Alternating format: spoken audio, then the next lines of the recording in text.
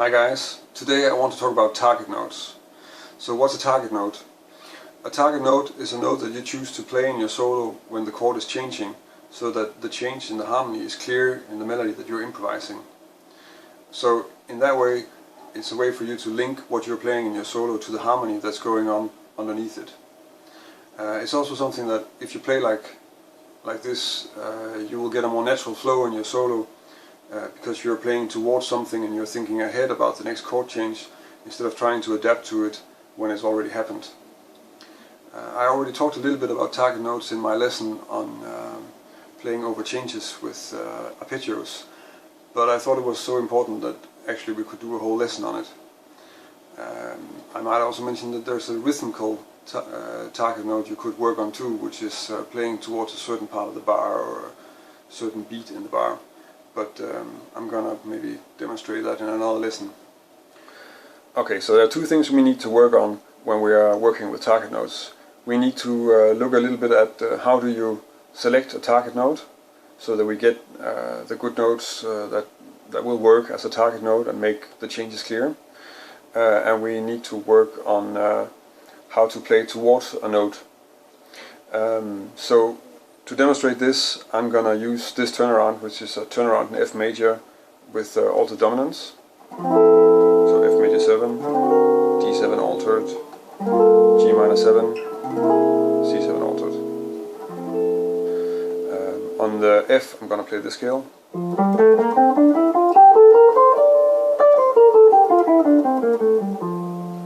On the D7 altered.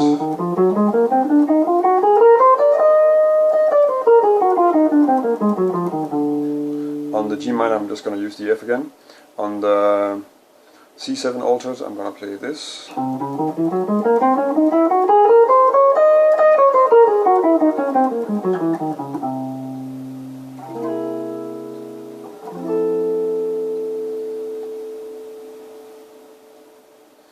So we need to sort of pick out notes that we can target that will sound like the chords, so that you can really hear that the chord is changing. So obviously that means that it has to be related to the chord that's being played. So if it's on an F major 7, well, to take something that's already in the chord will probably be most appropriate. So something like the 3rd or the 5th or sometimes the 7th might work well. It's a little bit depending on the context. When we are moving from F to D7, then you could check and see which notes weren't there already. It's easy to take a note that's that wasn't present in the previous situation. So if you're in F major and you compare F major to D7 altered, then you will see that the notes E flat, F sharp and A flat are not in the F major scale. So if you play towards one of those, then probably you're going to have a pretty clear target note. Something like, or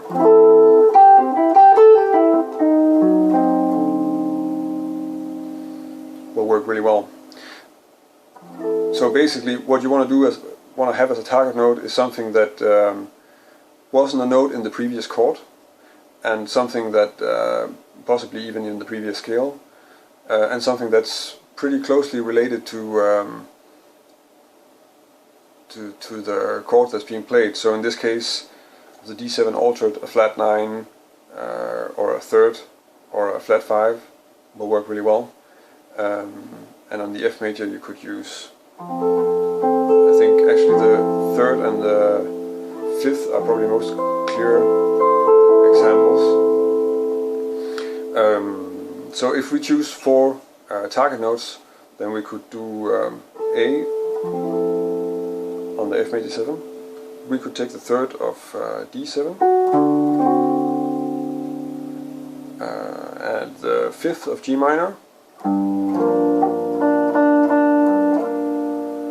and the flat 13 on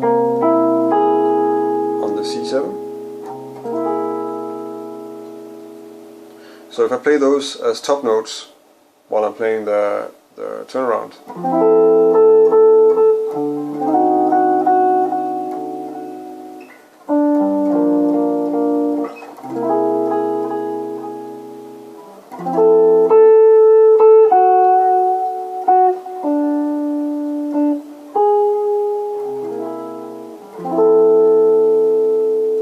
So now we need to just connect them. So here's one shot at how we're going to do this.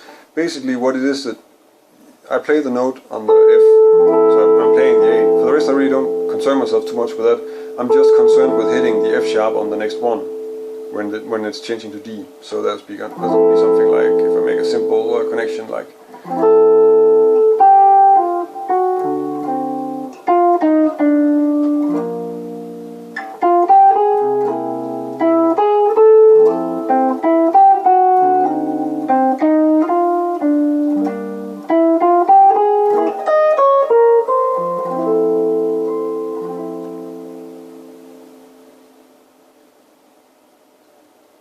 So what I'm doing is, I'm playing the target note on the 1, and then I'm just thinking, okay, now I have to construct a note that ends on F sharp to get to the D7. So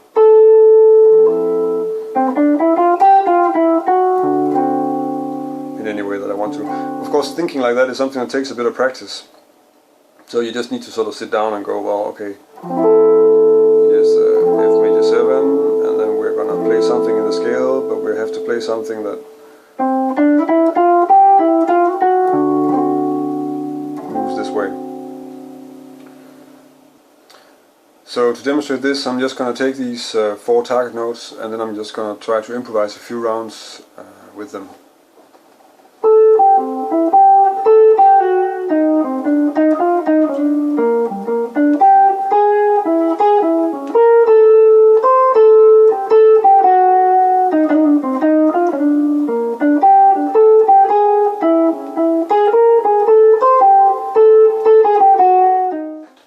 So that was a little bit about how I use target notes, how you can practice them, and try to get them into your own playing. I hope that you can use the stuff I covered here. If you liked the lesson, then please subscribe to my YouTube channel, and if you have any comments, then you can leave them under this video, or you can feel free to connect with me on Facebook or Twitter or Google+, and let me know. So thanks for watching.